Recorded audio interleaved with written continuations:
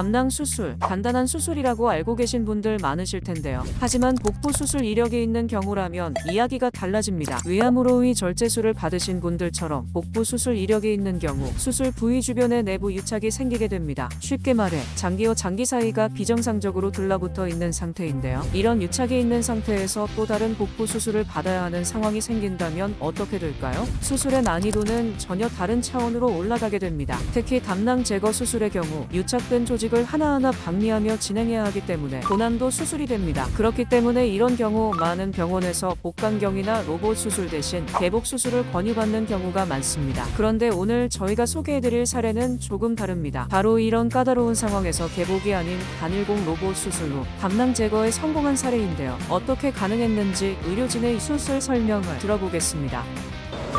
네.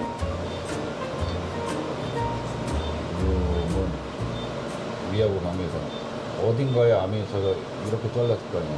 네. 그지? 위암 때문에 네. 2,000만 원.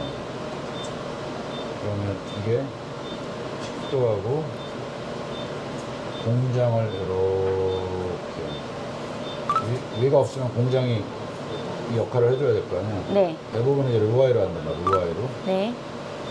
이렇게 그냥 모식적으로 그리자. 이게 12지장. 지금 이 사람 이렇게 돼 있는 거거든. 응? 네. 위가 없잖아. 네. 여기 간이 이렇게 있어. 네. 간이. 담도가 이렇게 들어오지. 네. 담도가 이렇게 들어오잖아.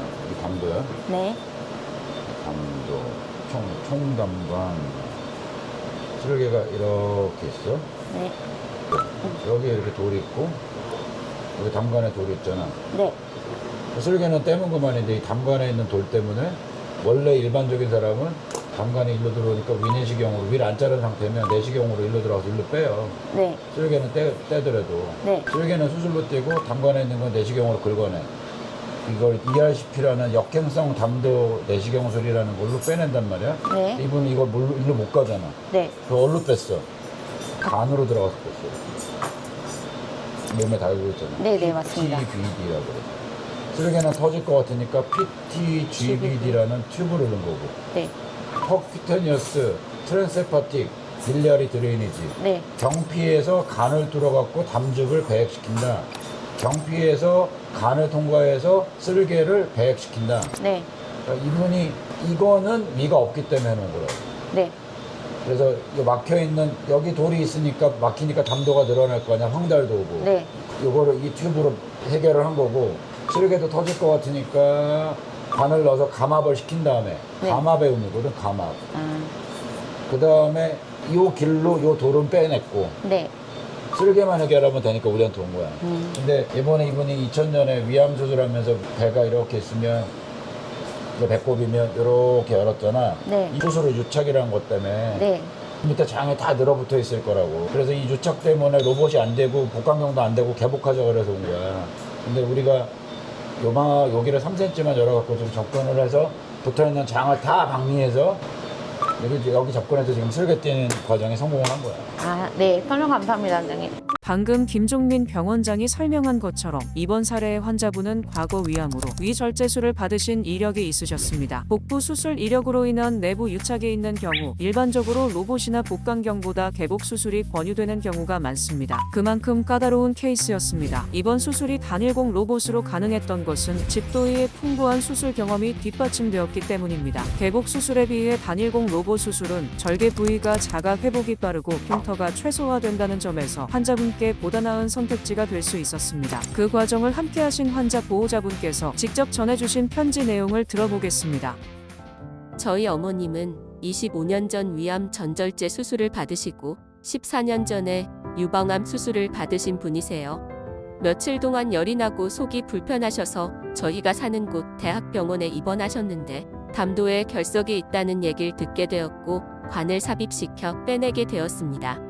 결석이 배설되었는데도 열이 계속 나고 염증 수치가 떨어지지 않아 검사를 해보니 담낭에도 결석이 발견되었고 제거를 해야 하는 상황이었습니다.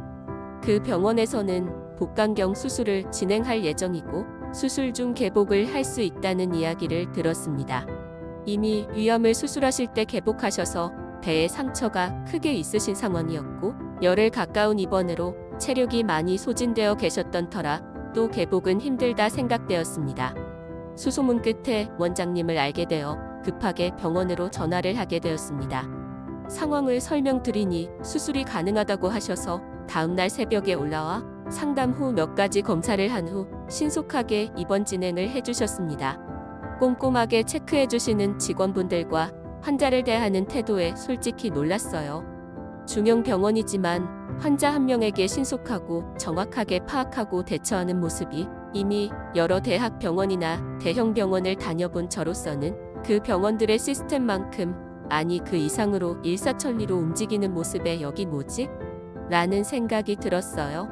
어머니는 폐렴이 진행되어 있으셨고 2곳이나 삽관되어 있으셔서 거동도 상당히 불편하셨습니다.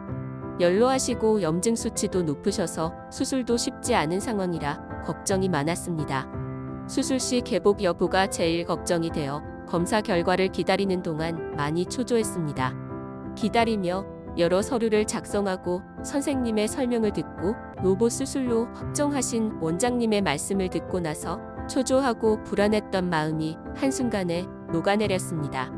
멀리서 오셨으니 깨끗이 나아서 퇴원하셔야죠. 라고 힘차게 말씀하시는 원장님이 너무 멋있어 보였고 환자 한 사람을 대하실 때도 너무 진심을 담으셔서 감동받았어요. 입원 다음 날 바로 수술 진행해 주셨고 위암 전절제 수술로 인해 협착이 많이 되어 있는 상황이라 수술 시간이 길어질수록 불안해졌지만 무사히 수술 잘 끝냈다고 수술 시 진행되었던 사진을 보여주시며 한 단계씩 설명해 주시며 까다로웠지만 잘 떼어냈고 소화도 잘 될 거고 속도 훨씬 편해지실 거라고 얘기해 주실 때 정말 너무너무 감사했습니다. 아직 입원 중이시지만 환자의 조그마한 몸 변화에도 꼼꼼히 체크해 주시고 간호사 선생님들의 빠른 대처와 신속하게 처리하는 모습에 매일매일 감사하고 있어요. 입원해 있는 동안 불편함 전혀 느끼지 않게 노력해 주시는 모든 분들께 정말 감사드립니다.